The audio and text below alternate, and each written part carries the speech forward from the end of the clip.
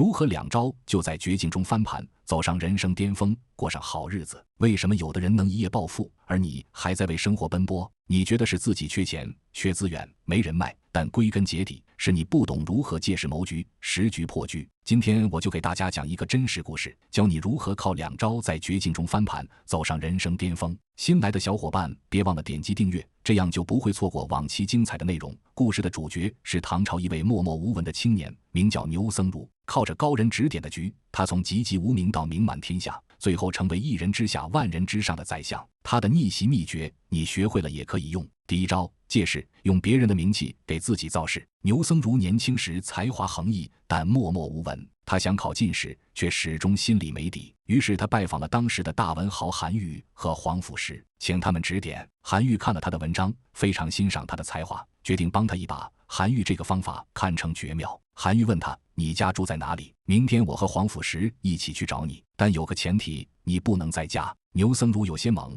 不在家，那我要去哪？韩愈摆摆手，随便去哪都行，寺庙、街头，哪怕睡大街都无所谓，反正别在家。牛僧孺虽不解，但决定听从安排。第二天，韩愈和皇甫石如约来到牛僧孺的家。街坊邻居看到两位大文豪亲自登门，纷纷围了上来。韩愈站在门前敲门，但家中无人应答。他立刻在门上挥笔写下了11个字：韩愈、皇甫石同访前辈不遇。百姓们一看，这可了不得，这是什么样的人，居然能让韩愈和皇甫石一起登门造访，还吃了闭门羹，这得是多么德高望重的大人物啊！消息很快传开，牛僧孺的名声一夜之间响彻整个城镇，大家都把他当成隐士高人，开始对他刮目相看。第二招，谋局。借着这次造势，牛僧孺不仅声名大噪，还成功考上了进士，从此仕途一片光明。韩愈的这次造势看似简单，却抓住了人性最关键的2个点：信息差。普通人对未知的事物总是充满想象，尤其是当名人与之有关联时，往往会自动拔高对方的地位。从众心理，当大家都认为一个人厉害时，即便你不了解他，你也会跟着觉得他厉害。牛僧孺并没有主动做什么，靠的是被动借势。他只是站在了韩愈这位伯乐的肩膀上，借助韩愈的名气，完成了人生的逆袭。如果牛僧孺没有韩愈这样的贵人，他即便才华横溢，也只能在茫茫人海中被埋没。可惜现代社会的韩愈越来越少，靠别人主动提携几乎不可能，无异于痴心妄想。看到这里，大家也不用灰心，但还有一种借势方法，那就是主动借势。在当下的互联网流量时代，每个人都是自己的伯乐，哪里有热度，哪里就有机会。举个例子，每当一个名人或者知名企业或者知名品牌被爆出了正面的或负面的新闻之后，是不是总会有一堆人对这个人、企业或品牌进行评论，有好有坏，有捧有踩？他们为什么这样做呢？